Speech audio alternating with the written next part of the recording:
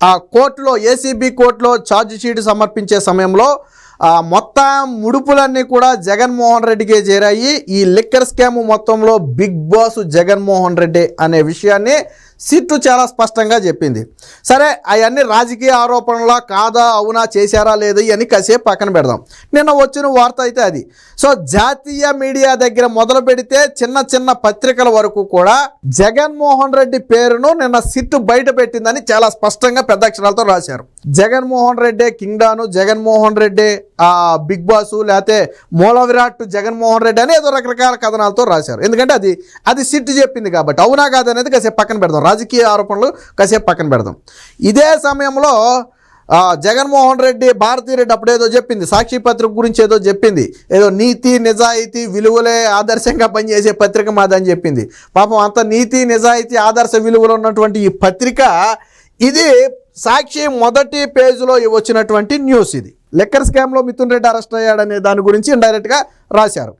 విషయం ఏంటంటే ఇందులో జగన్మోహన్ రెడ్డి పేరును సిట్టు బయట పెట్టింది. ముడుపులు మొత్తం జగన్మోహన్ రెడ్డికే చేరాయి. ప్రతి నెల 50 నుంచి 60 కోట్ల రూపాయలు జగన్మోహన్ రెడ్డికి అందినట్టుగా సిట్టు బయట పెట్టిందనే విషయాన్ని ఎక్కడ రాయలా. ఎంటైర్ సాక్షి పత్రికలో ఈ మొదటి పేజీ మనం చూసేది ఎక్కడా కూడా సిట్టు ఇచ్చినటువంటి ఈ రిపోర్టులో జగన్మోహన్ రెడ్డి పేరు వచ్చింది, జగన్మోహన్ రెడ్డికి ముడుపులు అందినట్టుగా సిట్టు భావించి చెప్పింది అని ఎక్కడా రాయలా. అసలు ఈ రాసేదే అబద్ధాలు. గతంలో ఎవరో చెప్పారు, ఏదో ఒక టీడీపీ నేత ఏదో డిబేట్లో మాట్లాడుతూ చెప్పారు, అందులో వచ్చాయి 2 వారమోనో డేటు తప్ప మిగతా అబద్ధం అని చెప్పేదో చెప్పాడు ఆయన. అది నిజమేనేమో అనిపిస్తుంది. సరే బాబు, అది అవునా కాదనేది పక్కన పెడదాం. సిట్టు చెప్పింది ఆయన నువ్వు రాయాలి కదా. కనీసం ఏదో ఒక మూల ఇదిగో జగన్మోహన్ రెడ్డి పేరును బయట పెట్టారని రాయాలి. చూడండి, ఎక్కడా రాయలా. రాయకపోగా సాక్షి తన 5 ఏళ్ల పాటు జగన్మోహన్ రెడ్డికి డబ్బా కొడితే 11 సీట్లు ఇచ్చారు. అంటే సాక్షిని కాంట్రించి ఉమ్మేశారు, జనం నమ్మలా. అయినా కానీ పద్ధతి మార్చుకోవాలి. ఇక్కడ చూడండి, బాబు కుతంత్రం అంట, అప్రూవర్ తంత్రం అంట, ఛార్జ్ షీటు రిమాండ్ నివేదికల సాక్షిగా మద్యం అక్రమ కేసులో కుట్ర బట్టబయలంట. పోని ఈ కుట్ర ఏంటనేది వీడు రాసేయడేమో చూద్దాం. ఏమంటున్నాడు, కుట్ర బట్టబయలు అయింది అంటున్నాడు. అంటే చంద్రబాబు నాయుడు చెప్తే సిట్ అధికారులు నడుచుకున్నారు, కుట్ర బట్టబయలు అంటున్నాడు. ఏం రాశాడు చూద్దాం. పోనీ ఆ కుట్రకి సంబంధించి రాశాడేమో చూద్దాం. ఇక్కడ చూడండి, A2 వాసుదేవరెడ్డి, A3 సత్యప్రసాదులను అప్రూవర్గా మార్చేందుకు కుట్ర, వారితో మరిన్ని అబద్ధపు వాంగ్మూల నమోదుకు పన్నాగం అని ఎవరు చెప్పారు? వాసుదేవరెడ్డి చెప్పాడా, సత్యప్రసాదులు చెప్పాడా? వాళ్ళు వీళ్ళేందుకు విజయసాయి రెడ్డి ఏం చెప్పాడు? లిక్కర్ స్కామ్లో విజయసాయి రెడ్డి ఏం చెప్పాడు చెప్పు? రాజు కసిరెడ్డి పాత్ర ఉంది, ఆ పైన ఎవడున్నాడో వాళ్ళకి అందరికీ తెలిసిందే అని చెప్పి విజయసాయి రెడ్డి చెప్పాడు కదా. అంటే ఇండైరెక్ట్గా జగన్మోహన్ రెడ్డి పేరును విజయసాయి రెడ్డి బయట పెట్టాడు. పోనీ వీళ్ళు ఎవరైనా సరే, వాసుదేవరెడ్డి కానీ సత్యప్రసాదులు కానీ మా మీద బలవంతం చేసి వాంగ్మూలం తీసుకుంటున్నారు లేదా తీసుకున్నారు అని ఎవరైనా చెప్పారా? లేదు కదా. సో అంటే ఈ కేసులో వాస్తవానికి వీళ్ళు దొరికిపోయి తప్పు ఒప్పుకునే పరిస్థితి వస్తే దాన్ని అప్రూవర్ అని కప్పిపుచ్చే ప్రయత్నం చేస్తున్నారు. ఇకపోతే వారితో మరిన్ని అబద్ధపు వాంగ్మూలాలకు ప్రయత్నం అంట. సిట్టు కుట్ర ఫలించగా అప్రూవర్ పిటిషనర్లతో ఇద్దరు తిరుగుముఖం, అనంతరం ముందస్తు బెయిల్ పిటిషన్ దాఖలు, అభ్యంతరం చెప్పకుండా వారికి సహకరించేందుకు సిట్టు సిద్ధం, అసత్యాలు వక్రీకరణలతోనే ఛార్జ్ షీటు రిమాండ్ నివేదిక, నేరుగా ఒక్క సాక్ష్యం కూడా చూపకుండా Mithun Reddy arrest, cell tower location call డేటాల వక్రీకరణ, న్యాయస్థానాన్ని తప్పుదారి పట్టించే యత్నం. ఇక్కడ వీళ్ళు ఇప్పుడు వీడిని చెప్పాడు కదా, ఏదో అప్రూవర్గా మార్చేస్తున్నారు అన్నారు, కుట్ర బట్టబయలైందన్నారు, ఇదంతా చంద్రబాబు నాయుడు కుట్ర అన్నారు కదా. ఏసీబీ కోర్టులో వాదించారు, లెంపకాయ ఇచ్చింది. హైకోర్టుకి వెళ్ళారు, 2 లెంపకాయలు ఇచ్చింది. సుప్రీంకోర్టుకి వెళ్ళారు, 2 లెంపకాయలతో పాటు నెత్తి మీద మొట్టికాయ వేసింది కదా. అంటే న్యాయస్థానాలకు కళ్ళు లేవా? ఇదే న్యాయస్థానాలు గతంలో చంద్రబాబు గారిని రిమాండ్ విధించినప్పుడు ఏమన్నావు నువ్వేమన్నావు? న్యాయస్థానాల పనితీరు మీద నమ్మకాన్ని వ్యక్తం చేసావు. తన పని తాను చేసుకుంటూ పోతుంది అన్నావు కదా. మరి అదే మాట ఇప్పుడు చెప్పొచ్చు కదా జగన్మోహన్ రెడ్డి. ఓకే, నీ దృష్టిలో అక్రమ కేసే, చట్టం తన పని తాను చేసుకెళ్తుందని ఒప్పుకోవచ్చు కదా. నీ హయాంలో ఉన్న పోలీసులే విచారణ చేశారు, నీ హయాంలో ఉన్న పోలీసులే ఇప్పుడు అరెస్టు చేశారు, నీ హయాంలో ఉన్న న్యాయ వ్యవస్థలే ఇప్పుడు కూడా పనిచేసి వాళ్ళే తీర్పులు ఇచ్చారు. మరి అప్పుడు ఒప్పేలాగైంది, ఇప్పుడు తప్పేలాగైంది నాకు అర్థం కావాలి. చంద్రబాబు నాయుడు అరెస్ట్ చేసినప్పుడు ఏమన్నావు నువ్వు? నేను రాష్ట్రంలో లేని టైం చూసి ఎత్తేసారు, చట్టం తన పని తాను చేసుకెళ్ళిపోతే నీ నిర్దోషిత్వాన్ని నిరూపించుకుని బయటకు రావచ్చు కదా అన్నావు కదా. మరి ఇప్పుడు అదే మాట మిథున్ రెడ్డికి చెప్పబోయా? మిథున్ రెడ్డి నీ నిర్దోషత్వాన్ని నిరూపించుకుని దర్జాగా బయటికి రా, చట్టంతో పని తాను చేసుకెళ్ళిపోతుందని చెప్పొచ్చు కదా, ఎందుకు చెప్పం మనం? ఇది సాక్షి. పోనీ ఈ కుట్రలేంటో రాయిలా, పోనీ నిజంగానే వీళ్ళు చెప్పినట్టుగా ఏదో చంద్రబాబు నాయుడు అక్రమంగా ఏదో అరెస్ట్ చేశాడు అనుకుందాం, ఎలా అరెస్ట్ చేశాడో రాయాలి ఇక్కడ. పైగా ఇక్కడ చూడండి, సెల్ టవర్ లొకేషన్ అంట తప్పు అంట. ఈ రోజుల్లో టెక్నాలజీ వచ్చిన తర్వాత ప్రధానంగా సెల్ టవర్ లొకేషన్ల ఆధారంగానే కీలక కేసులు మొత్తం కూడా సాల్వ్ చేయబడుతున్నాయి. అంతేందుకే వివేకానంద రెడ్డి అదే కేసులో కూడా అదే సెల్ టవర్ లొకేషన్ ఆధారంగా కదా మిమ్మల్ని పట్టుకుంది, ఎంపీ అవినాష్ రెడ్డిని పట్టుకుంది. గూగుల్ టేక్అవుట్ అనే ఒక టెక్నాలజీ ద్వారానే కదా వాళ్ళ మొత్తాన్ని కూడా పట్టుకుంది. దాన్ని కోర్టు కూడా అంగీకరించింది కదా. స్కామ్ జరిగినప్పుడు అందరూ ఒక చోట గుమ్ముగూడి ఏం చేస్తున్నారు? గోళీలు ఆడుకుంటున్నారా? చిన్నపిల్లలు గోళీలు ఆడుకుంటున్నట్టు మీరు ఏమైనా గోళీలు ఆడుకుంటున్నారా? కాదు కదా. సో అయ్యి వీళ్ళ దృష్టిలో తప్పు. అదే చంద్రబాబు నాయుడు అరెస్టు సమయంలో వీటిని చూపారు అనుకోండి, అవి రైటు, అప్పుడు సెల్ టవర్ లొకేషన్ ఓకే, ఇప్పుడు తప్పు. ఇక్కడ చూడండి దరిద్రం ఏంటంటే ఇక్కడ జగన్మోహన్ రెడ్డి పేరు ఎక్కడా రాయలేదు సరిగదా. జగన్మోహన్ రెడ్డి నిన్న మాట్లాడిందని రాశాడు. ప్రజల దృష్టిని మళ్లించేందుకే అక్రమ కేసు అంత. ప్రజల దృష్టిని ఇప్పుడు మళ్లించాల్సిన అవసరం ఏముంది? పథకాలు ఇస్తున్నారు, ల్యాండ్ ఆర్డర్ బాగుంది, ఇంకో పక్క కంపెనీలు వస్తున్నాయి, రాష్ట్రానికి అభివృద్ధి జరుగుతుంది. ఏమి రాష్ట్రంలో అంత విశేషం ఏం జరగలేదే, అబ్బో ఈ ఇష్యూని డైవర్ట్ చేయకపోతే ప్రభుత్వం కూలిపోతుంది అనే ఇష్యూ ఏం జరగలేదే. మరి ప్రజల దృష్టిని మరణించాల్సిన అవసరం కూటమికి ఏముంది?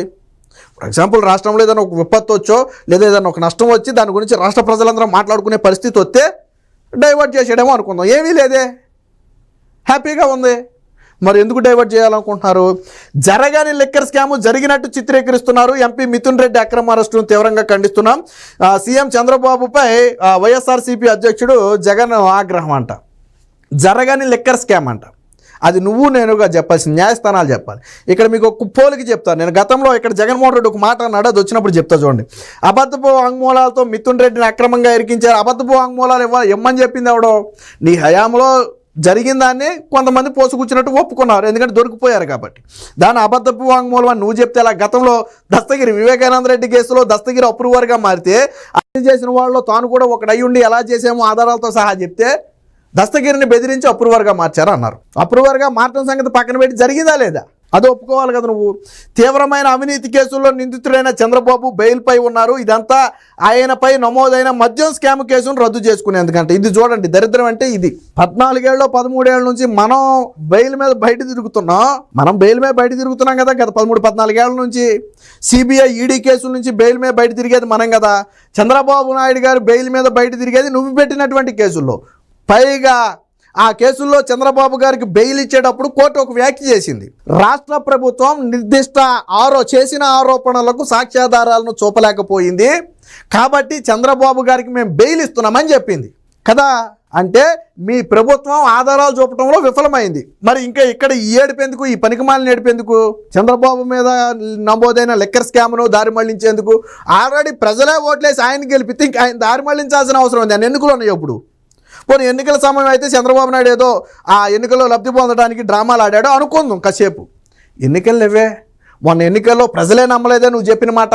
మళ్ళీ సిగ్గు శరం లేకుండా చంద్రబాబు గారిని నమోదైన కేసు అంటావు. 5 ఏళ్ళు అధికారంలో ఉన్నావు, నిరూపించవయా? 5 ఏళ్ళు అధికారంలో ఉన్నావు, నిరూపించలేదు కదా నువ్వు. ఇక్కడ చూడండి, ఇంకా టీడీపీ ప్రభుత్వ వైఫల్యాలు మోసాలను కప్పిపుచ్చుకోవడానికంటే, మరి ఈ వైఫల్యాలు మోసాలైంది నాకు అర్థం కాల.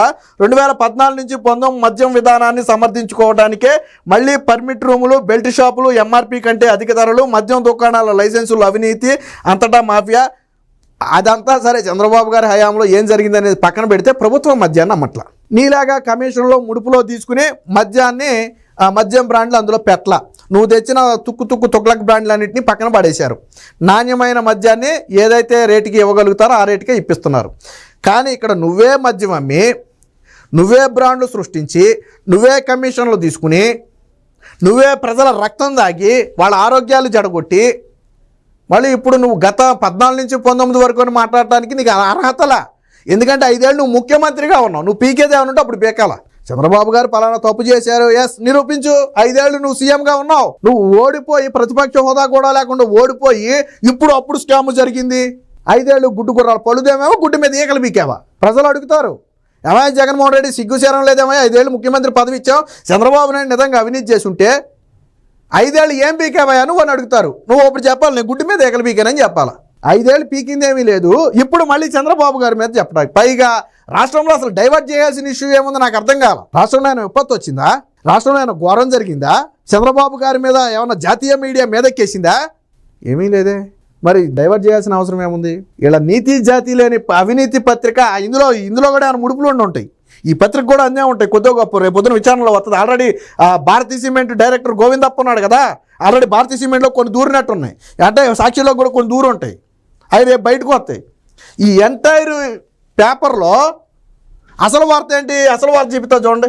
అసలు వార్త ఏంటి? బిగ్ బాస్ జగనే, మద్యం కుంభకోణంలో అంతిమ లబ్ధిదారుడు ఆయనే, వైకాపా ముఠాను తెరవెనకుండి నడిపింది మాజీ ముఖ్యమంత్రి, ప్రతి నెల 50 నుంచి 60 కోట్లు వసూలు. ఇది సిట్ చెప్పింది. ఏ పేపర్ వేసింది, ఎవరు వేసారు అనేది పక్కన పెడదాం. ఇది సిట్ చెప్పింది. మరి ఈ జగనే లబ్ధిదారుడు అనే విషయం సాక్షిలో ఎందుకు రాయలా? అది నిజమో అబద్ధమో న్యాయస్థానాలు చూస్తాయి. నువ్వెందుకు రాయలా? ఇది వీళ్ళు పత్రిక నడిపే విధానం. వీళ్ళు విలువల గురించి, విశ్వసనీయతల గురించి, ఆ పత్రికల గురించి మాట్లాడతారు. అంటే వీళ్లలో భయం పట్టుకుంది. సాక్షిలో జగన్మోహన్ రెడ్డి పేరును రాస్తే సొంత పార్టీ వాళ్ళు ఎక్కడ నమ్ముతారో, జగన్మోహన్ రెడ్డి కార్యకర్తలు ఎక్కడ చేదరించుకుంటారనే ఒక భయంతో ఈ ఎంటైర్ జగన్ పేరుని రాయకుండా తప్పించుకు తిరిగింది సాక్షి. ఖచ్చితంగా ప్రజలు అన్ని గమనిస్తూనే ఉన్నారు. మీరు నిజాన్ని 1 రోజు దాచొచ్చు, 2 రోజులు దాచొచ్చు. నీ సాక్షిలో రాయినంత మాత్రాన 5 ఏళ్ళు నీ సాక్షిలో డబ్బా కొట్టుకుంటే ఏమన్నా ప్రజలు నిన్ను నమ్మారా? ప్రతిపక్ష హోదా కూడా ఇవ్వలేదు. ఇప్పుడు నువ్వు దాచినంత మాత్రాన ప్రజలు ఏమన్నా తెలియకుండా పోద్దా? తెలిసే అన్ని తెలుస్తుంది. నువ్వు 5 ఏళ్ల పాటు ఏబిఎన్ బ్యాన్ చేసావు, TV5 బ్యాన్ చేసావు. రాష్ట్ర ప్రజలు చూడకుండా అయినా ఆగిందా? నిజాలు ఆగినాయా? ఆగలేదు కదా. నీ సాక్షి పేపర్ ఒక రకంగా నీ టిష్యూ పేపర్లో రాసినా ఒకటే, రాయిపోయినా ఒకటే.